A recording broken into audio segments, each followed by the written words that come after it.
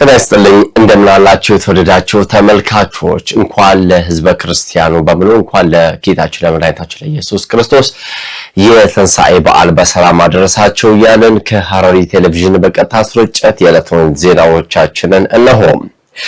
የሐረሪ ክልላዊ መንግስት የክርስትና እምነት ተከታዮች እንኳን ለትንሣኤ በዓል በሰላም አደረሳችሁ እያለ የመልካም ምኞት መልእክቱን አስተላልፏል። ሕዝበ ክርስቲያኑ በዓሉን ሲያከብር የተቸገሩ ወገኖችን በማብላትና በማጠጣት እንዲሁም የተለመደ የመተዛዘን የመረዳዳት የባህሉን በመተግበር እንዲያከብር የክልሉ መንግስት ጥሪውን አቅርበዋል። በተያያዘም ሕዝበ ክርስቲያኑን ጨምሮ መላው የክልሉ ነዋሪዎች ሰላምን፣ አብሮነትን፣ መተባበርንና ወንድማማችነትን እንዲያጎለብቱ ብሎም በክልሉ የተጀመሩ ሁሉን አቀፍ የልማት ተግባራት ስኬት ድጋፋቸውን እንዲያጠናክሩ የክልሉ መንግስት መልእክቱን አስተላልፏል። የክልሉ መንግስት በድጋሚ ለመላው ክርስትና እምነት ተከታዮች በሙሉ እንኳን ለትንሣኤ በዓል በሰላም አደረሳችሁ እያለ መልካም ምኞቱን መልእክቱን አስተላልፏል። በዓሉ የሰላም፣ የአንድነት፣ የመተሳሰብ፣ የደስታና የፍቅር እንዲሆንም መልካም ምኞቱን አስተላልፏል። የአቅመ ደካሞችን መደገፍ የብልጽግና ፓርቲ ሰው ተኮር እሳቤ ተግባራዊ ማሳያ ነው ሲሉ የሐረሪ ክልል ርዕሰ መስተዳድር አቶ ኦርዲን በድሪ ተናገሩ። ርዕሰ መስተዳድር ኦርዲን በድሪ ይህን የገለጹት የፋሲካ በዓልን ምክንያት በማድረግ ማዕድ ባጋሩበት ወቅት ነው። ባልደረባችን አዩብ ካዛሌ ዝርዝራሉ።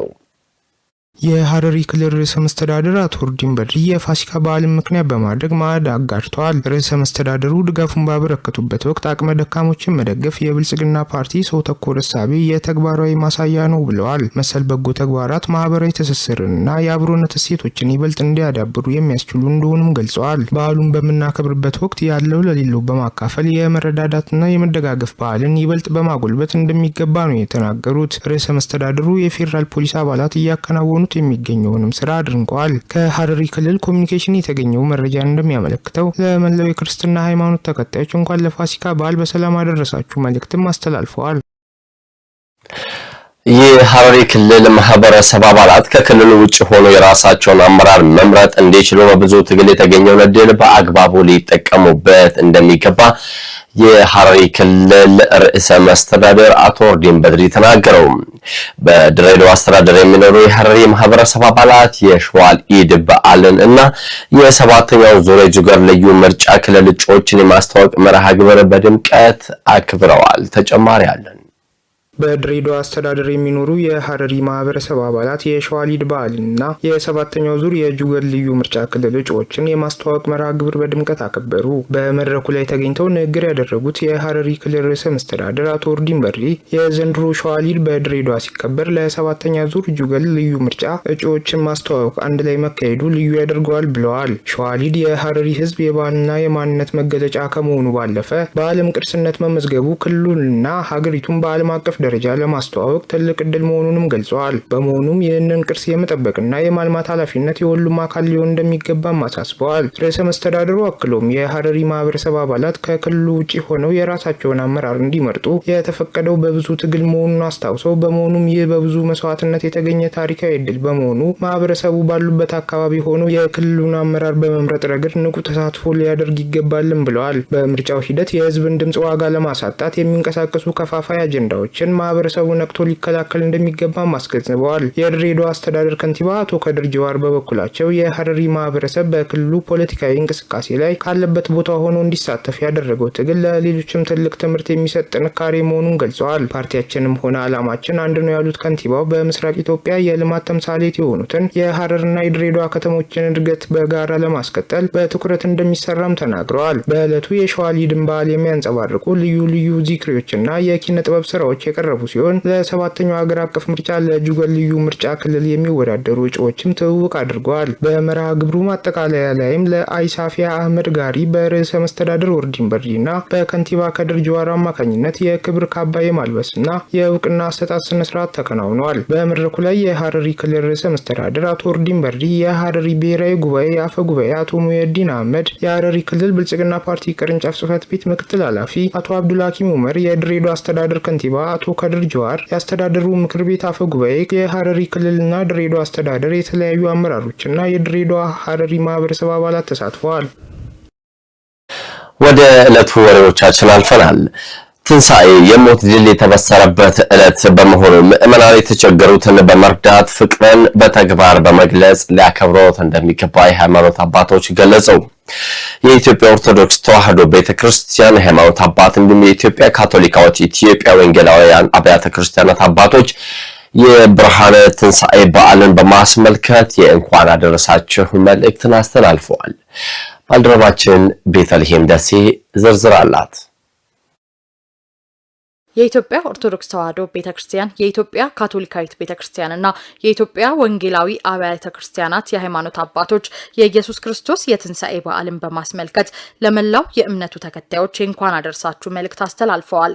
በኢትዮጵያ ኦርቶዶክስ ተዋሕዶ ቤተክርስቲያን የሐረር ደብረ አሚን አቡነ ተክለ ሃይማኖትና ቅዱስ ዑራኤል ቤተክርስቲያን አስተዳዳሪ መላከ ኃይል አባ ኪዳነ ማርያም የትንሣኤ በዓል ኢየሱስ ክርስቶስ እኛን እስከ ሞት ድረስ በመውደዱ ለሞት ተላልፎ በመሰጠት በትንሣኤው የሕይወት ብርሃንን ያበራል ዕለት በመሆኑ ክርስቲያኖች ይህንን የፍቅር መስዋዕትነት በማሰብ በጥላቻ ፋንታ ፍቅርን፣ በክፋት ፋንታ ደግነትን በመግለጥ ለተቸገሩ ወገኖቻቸው በመድረስ በዓሉን እንዲያከብሩ አሳስበዋል። በስመ አብ ወወልድ ወመንፈስ ቅዱስ አሐዱ አምላክ አሜን። ራሱ ፋሲካ ማለት ደስታ ማለት ነው። ትርጉሙ ደስታ ወይም ደግሞ ነፃ መውጣት ማለት ነው። እንግዲህ የሰው ልጆች ሁሉ ነፃ የወጣንበት ትልቅ በዓል ነው። ጌታችን የመድኃኒታችን የኢየሱስ ክርስቶስ 9 አበይት በዓላቶች አሉት። ከ9ኙ አበይት ታላላቅ በዓላቶች አንዱና ትልቁ የትንሣኤ በዓል ነው እና በክርስትና ሃይማኖት በእጅጉ በሰፊው የሚከበር በዓል ነው። ይህ በዓል በሚከበርበት ጊዜ ደግሞ የደስታ መግለጫ ስለሆነ አቅም የሌላቸው ወገኖቻችንን፣ ድሆችን፣ ጾማቸውን ቆይተው ጾም መፍታት የማይችሉትን ድሆች እነሱ መደሰት ስላለባቸው ከነሱ ጋር ሆነን ነው እንግዲህ በዓሉን የምናከብረው። ትንሣኤ ፈጣሪ ለሰው ልጆች ያለውን ጽኑ ፍቅር ያረጋገጠበት በዓል በመሆኑ እስከ ሞት የተወደድንበትን ይህንን ታላቅ ቀን ስናከብር የተቸገሩትን በመርዳትና የተጣሉትን በማስታረቅ የክርስቶስን ፍቅር በተግባር በመግለጽ ሊሆን እንደሚገባ ደግሞ በኢትዮጵያ ካቶሊካዊት ቤተክርስቲያን የሐረር የማርያም ወርቅ ቤተክርስቲያን ጳጳስ አንጄሎ ፓጋኖ ገልጸዋል። ይህ የካቶሊክ እምነት ምስጢር ነው። የሁሉም አማኞች ተስፋ ነው። በዮሐንስ ወንጌል እንደተነበበው ሴቶች ወደ መቃብር የሄዱት መቃብሩን ለማየት ብቻ ነበር።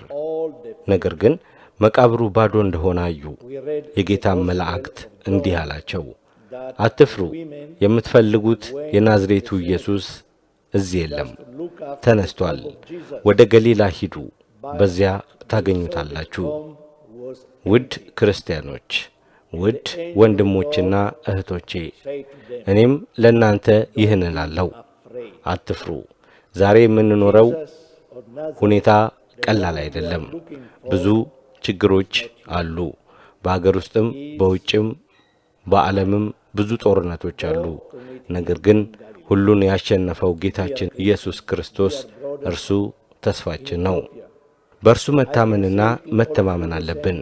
ምንም እንኳን ችግሮችና ፈተናዎች ቢኖሩም እኛ በሕይወት እንድንኖር ተጠርተናል። እንድንኖርና ንቁ እንድንሆንም ተጋብዘናል።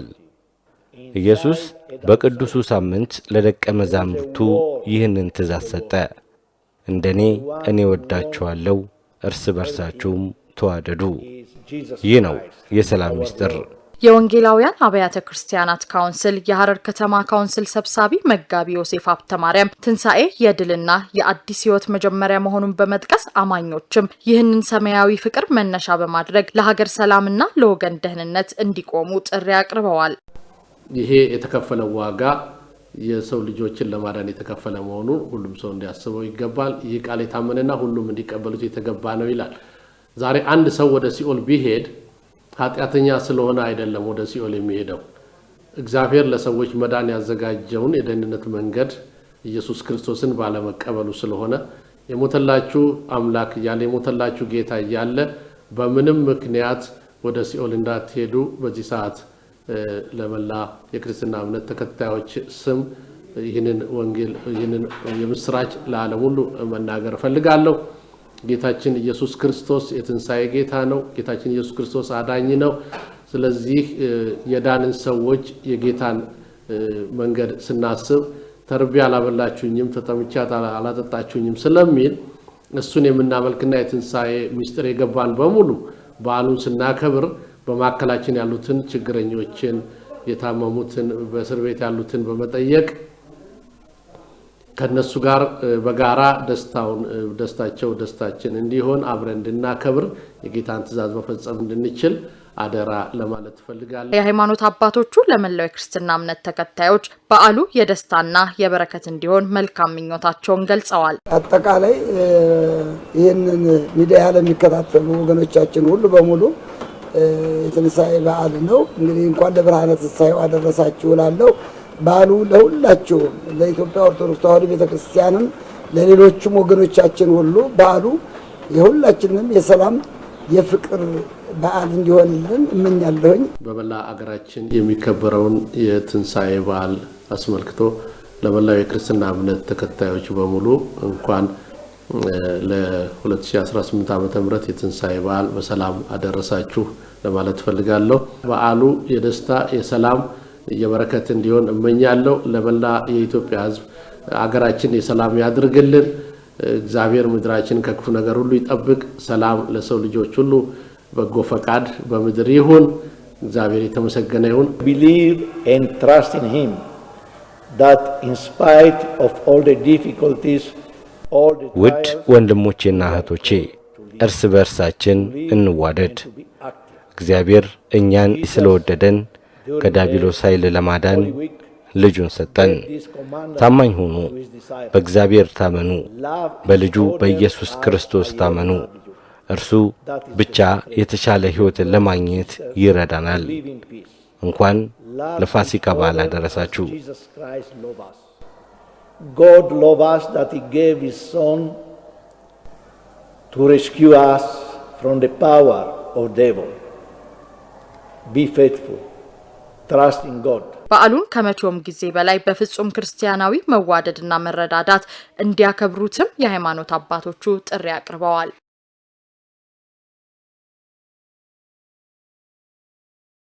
ቀጥለናል። የተወደዳችሁ ተመልካቾቻችን የትንሳኤ የሞት ድል የተበሰረበት ዕለት በመሆኑ ምዕመናን የተቸገሩትን በመርዳት ፍቅርን በተግባር በመግለጽ ሊያከብሩ እንደሚገባ የሃይማኖት አባት ገለጹ።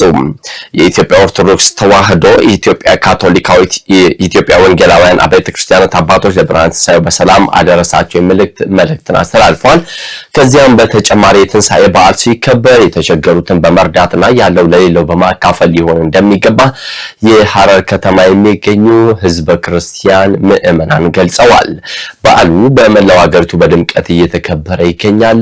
ባልደረባችን ናርዶስ ዳምጤ በዚህ ጉዳይ ተከታዩን ዘገባ አዘጋጅታለች። ተከታትለን እንመለስ። የትንሳኤ በዓል ለክርስትና እምነት ተከታዮች ሁሉ የድል የተስፋና የአዲስ ሕይወት መጀመሪያ ነው። ለሁለት ወራት ያክል የቆየው የአብይ ጾም መንፈሳዊ ጉዞ ተጠናቆ ጌታችን መድኃኒታችን ኢየሱስ ክርስቶስ ሞትን ድል አድርጎ የተነሳበት ይህ ታላቅ ዕለት በታላቅ መንፈሳዊነት ይከበራል። በሐረር ከተማ በዓሉን አስመልክቶ ባደረግነው ቅኝት እንደተመለከትነው ምዕመናን ያለፈውን የጾም ወቅት ወደ ፈጣሪ ይበልጥ የቀረቡበትና መንፈሳዊ ማንነታቸውን ያጠናክሩበት እንደነበረም ተናግረዋል። ከነዋሪዎች ጋር በነበረን ቆይታ የአብይ ጾም ወቅት ራስን ለመመርመርና ሰላምን ለመፈለግ ትልቅ አጋጣሚ እንደነበረ በመጥቀስ ጾሙን በሰላም አጠናቀው ለብርሃነ ትንሣኤው መብቃታቸው የተሰማቸውን ልባዊ ደስታ ገልጸዋል። ጾሙ በጣም ደስ ይል ነበር። በጣም አሪፍ ነበረ። ብዙ ነገር ያሳልፍንበት ጾም ነው። ጌታችንም የጾሙ ታላቅ ጾም ስለሆነ ሁላችንም እንደምታዩ ሰብሰብ ብለን እየጾምን ነው። ጾም አሪፍ ነበር። እግዚአብሔር ይመስገን አሪፍ ጾም ነበረ። ያው በሰላም ተጀምሮ ለዚህ ደርሰናል። በጣም ጥሩ ነበረ እና ደግሞ በጣም ደስ ይላል ቀኑ። እግዚአብሔር ይመስገን ጥሩ ነበረ። ጥሩ አሳልፈናል። ጾም ቆንጆ ነው። እግዚአብሔር ይመስገን። ከተለያዩ ወገኖቻችን ጋር የምንጠያየቅበት ለተቸገሩ የምንረዳበት ቀን ነው። በዓሉ የሰላም፣ የፍቅር፣ የበረከት እንዲሁም ከመመኘት ባለፈ በዓሉን ስናከብር የተቸገሩ ወገኖችን በመርዳትና የክርስቶስን ፍቅር በተግባር በመግለጽ ሊሆን እንደሚገባም ምዕመናኑ አጽንኦት ሰጥተዋል። በመጨረሻም ለመላው የክርስትና እምነት ተከታዮች ለቤተሰቦቻቸውና ለወዳጅ ዘመዶቻቸው እንዲሁም ለመላው የኢትዮጵያን ሕዝብ የእንኳን አደረሳችሁ መልእክታቸውን አስተላልፈዋል። ቅድሚያ ለዚህ ላበቃን እግዚአብሔር ይመስገን ትንሳኤውን እንድናይ ይረዳል። በመቀጠል ቤተሰቦቼን እንኳን አደረሳችሁ እላለሁ። በመቀጠል ደግሞ መላው ኢትዮጵያ ሕዝብ እንኳን በሰላም አደረሳችሁ እላለሁ። በዓሉ ትልቅ ትርጉም ፍቅርን የምናሳይበት፣ ፍቅርን የምናስተምርበት፣ ከሌላ ከመጥፎ ነገሮች ሁሉ ርቀን መልካም የሆነውን ነገር የምንከተልበት እንዲሆን ነው የኔ ምኞቴ። እንኳን አደረሳችሁ። መጀመሪያ ለሁሉም የክርስትና እምነት ተከታዮች እንኳን አደረሳችሁ ማለት ፈልጋለሁ። ይህ ጾማችን ያው የክርስቶስ የምናስብበት የጌታችን ስቅለት የምናስብበት ነው እና ለመላ ክርስትና እንኳን አደረሳችሁ። ለመላው ለክርስቲያን አዳኞች በጠቅላላ እንኳን ለፋሲካ በዓል በሰላም አደረሳችሁ ማለት ፈልጋለሁ። በዓሉ የሰላም የጤና የበረከት የሰላም እንዲሆንልን ሀገራችንን ሰላም እንዲያደርግልን እመኛለሁ። እንኳን ለፋሲካ አደረሳችሁ። ለመላው ኦርቶዶክሳውያን በሙሉ እንኳን አደረሳችሁ ለፋሲካ በዓል እላለሁ። መላው የኢትዮጵያ ሕዝብና ለሐረር ሕዝብ እንኳን ለፋሲካ በዓል አደረሳችሁ። አጠቃላይ ኦርቶዶክስ እምነት ተከታይ በአጠቃላይ ኢትዮጵያ እንኳን አደረሳችሁ። በመላው ከተማዋ የሚታየውን የበዓል ድባብና የምእመናኑ የመረዳዳት ስሜት የዘንድሮውን ትንሳኤ በታላቅ መንፈሳዊነት ለመቀበል መቻሉን አሳይቷል። ቀጥለናል። የተወደዳችሁ ተመልካቾች ከትንሳኤ በዓል ጉዳዮቻችን ደግሞ ወጣ ስንል የሐረሪ ክልል እስልምና ጉዳዮች ከፍተኛ ምክር ቤት ባለፉት 6 ወራት ያከናወናቸው የስራ አፈጻጸሞችን ገመገመ። ምክር ቤቱ በመድረኩ የቀጣይ 6 ወራት እቅዱን የቀረበ ሲሆን ህዝበ ሙስሊሙ በሰባተኛው የጠቅላላ ምርጫም ንቁ ተሳትፎ እንዲያደርግም ጥሪ ቀርቧል። አዩብ ካዛሊ ዝርዝር አለው። የሐረሪ ክልል እስልምና ጉዳዮች ከፍተኛ ምክር ቤት ባለፉት 6 ወራት ያከናወናቸውን ተግባራት ገምግመዋል። የምክር ቤቱ ፕሬዝዳንት ሼህ አብዱሰላም ጂብሪል እንደገለጹት በክልሉ የተካሄደው የመጅሊስ ምርጫ በስኬት መጠናቀቁ ለተቋሙ መጠናከር ትልቅ መሰረት መጣሉን ገልጸዋል። ባለፉት 6 ወራት የምክር ቤቱን መዋቅር በማጠናከርና ለህዝበ ሙስሊሙ የሚሰጡ አገልግሎቶችን በማሳለጥ ረገድ አበረታች ስራዎች መከናወናቸውንም ተናግረዋል። ፕሬዝዳንቱ አክለውም በቀጣዮቹ 6 ወራት የታቀዱ ስራዎች ከውጤት እንዲደርሱ ሁሉም አመራርና አባላት ኃላፊነታቸውን ሊወጡ እንደሚገባም አሳስበዋል። በተጨማሪም ምክር ቤቱ የራሱ የሆነ ዘመናዊ ህንፃ እንዲኖረው ለማድረግ ለግንባታ የሚሆን የመሬት ጥያቄን ከሚመለከታቸው የመንግስት አካላት ጋር በመነጋገር በቁርጠኝነት እንደሚቀጥሉ አብራርተዋል። በመድረኩ ላይ የተገኙት የሐረሪ ክልል ሰላምና ጸጥታ ቢሮ ኃላፊ አቶ ቶፊቅ መሐመድ በበኩላቸው ሃይማኖታዊ ተቋማት ለክልሉ ሰላምና መረጋጋት ያላቸው ድርሻ ከፍተኛ መሆኑን ገልጸዋል። ምክር ቤቱ ህዝበ ሙስሊሙን በማስተማርና ለሀገራዊ ሰላም አስተዋጽኦ እንዲያበረክት በማድረግ ረገድ የጀመረውን የተቀናጀ ስራ አጠናክሮ እንዲቀጥልም ተናግረዋል። ኃላፊው በተለይም በቅርቡ በሚካሄደው 7ኛው ጠቅላላ ምርጫ ዙሪያ ህዝበ ሙስሊሙ የዜግነት ግዴታው እንዲወጣና በምርጫው ሂደት ላይ በንቃት እንዲሳተፍም ጥሪ አቅርበዋል። ምክር ቤቱ ባካሄደው በዚህ ጠቅላላ ጉባኤ ላይ ባለፉት 6 ወራት የቀረበውን የሂሳብ ሪፖርት በሙሉ ድምጽ ያጸደቀ ሲሆን የዑለማ ምክር ቤት ስራ አስፈጻሚዎችንም መርጧል። በተጨማሪም በገዛ ፍቃዳቸው ስራ በለቀቁት በሼህ ሙጃሂድ ጃሚ ምትክ ከአሚር ኑር ወረዳ መጅሊስ የዑለሞች ዘርፍ የተወከሉትን አቶ ሀሊድ አህመድን በክልሉ መጅሊስ ስራ አስፈጻሚነት በተተኪነት በሙሉ ድምጽ መርጦ ሰይሟል።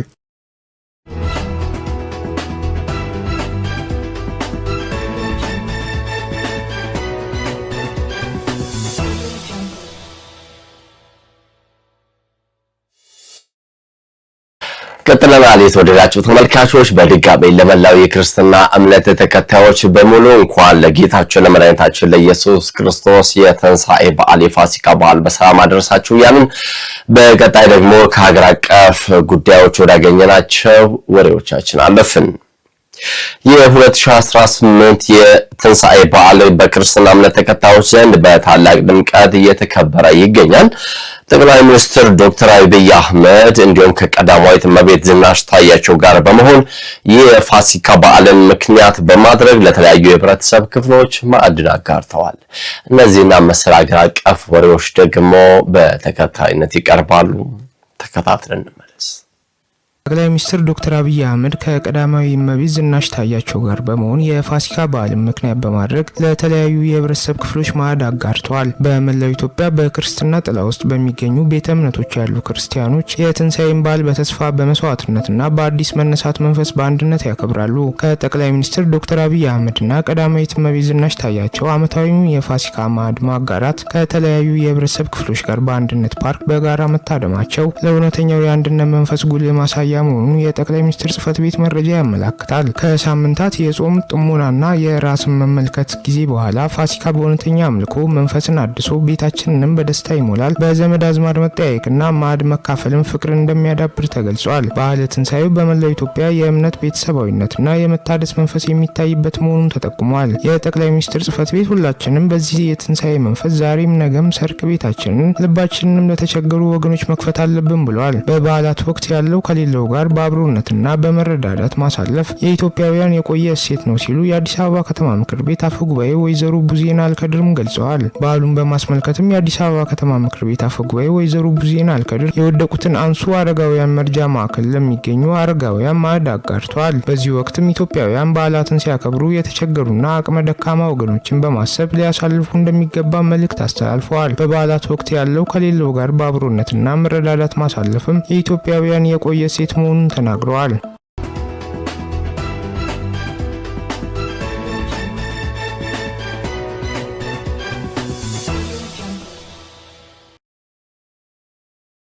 የውጭ ዜና በፓኪስታን ኢስላማባድ በአሜሪካና ኢራን መካከል የተደረገው ድርድር ያለ ስምምነት ተቋጨ። ኢራን ቀደም ሲል አሜሪካ ከተለጠጠ ፍላጎቷ መታቀብ እንዳለባት መናገሯን ስትገልጽ ቆይታለች። ባህር ጠንከር በዚህ ጉዳይ ላይ ዝርዝር መረጃ አዘጋጅቷል። በተከታይነት ይቀርባል። በፓኪስታን ኢስላማባድ አሜሪካና ኢራን መካከል የተደረገው ያልተሳካ ድርድር ተከትሎ የኢራን ውጭ ጉዳይ ሚኒስቴር አስተያየታቸውን ሰጥቷል። ኢራን ቀደም ሲል አሜሪካ ከተለጠጠ ፍላጎቷ መታቀብ እንዳለባት ተናግራ እንደነበር ማስታወቃለች። የኢራን ውጭ ጉዳይ ሚኒስቴር ቃል አቀባይ ኢስማኤል ባጌ አሜሪካና ኢራን ወዲያውኑ ከስምምነት ይደርሳሉ ተብሎ እንደማይጠበቅም ተናግረዋል። ንግግሩ የተደረገው አለመተማመን፣ ጥርጣሬና ጥያቄ በተሞላበት ከባቢ ውስጥ ነው ሲሉ መክለዋል። አሜሪካና እስራኤል በኢራን ላይ የከፈቱት ጦርነት 40 ቀን ከሞላ በኋላ ነው ለሁለት ሳምንት የሚቆይ የተኩስ አቁም ስምምነት ላይ መድረስ የተቻለው። ባጌ ለኢራን የተማሪዎች ዜና ኔትወርክ ከመጀመሪያውም በአንድ ጊዜ ከስምምነት ላይ እንደርሳለን ተብሎ መጠበቅ የለበትም፣ ማንም ቢሆን እንደዚህ ያለ ግምት ያለው አይመስለኝም ብሏል። አክለውም አሁንም ዲፕሎማሲ ፈጽሞ አላበቃም ብሏል። የፓኪስታን ውጭ ጉዳይ ሚኒስቴር የሰላም ድርድሩ መጠናቀቁን ተከትሎ ባወጡት መግለጫ ሁለቱም ወገኖች ተኩስ ለማቆም የገቡት ቁርጠኝነት መቀጠላቸው አስፈላጊ ነው ሲሉ አሳስበዋል። ሚኒስቴሩ በኤክስ ገጻቸው ላይ ባጋሩት መግለጫ ሁለቱም ወገኖች ለቀጠናውና ከዚያም ባሻገር ዘላቂ ሰላምና ብልጽግና ለማስፈን በአዎንታዊ መንፈስ እንደሚቀጥሉ ተስፋ እናደርጋለን ብሏል። ፓኪስታን በሁለቱ ወገኖች መካከል በቀጣይ ቀናት ውይይትን በማመቻቸት ረገድ የምታደርገውን ሚናዋን እንደምትቀጥል ሚኒስተሩ በልጥፋቸው ላይ አስታውቋል።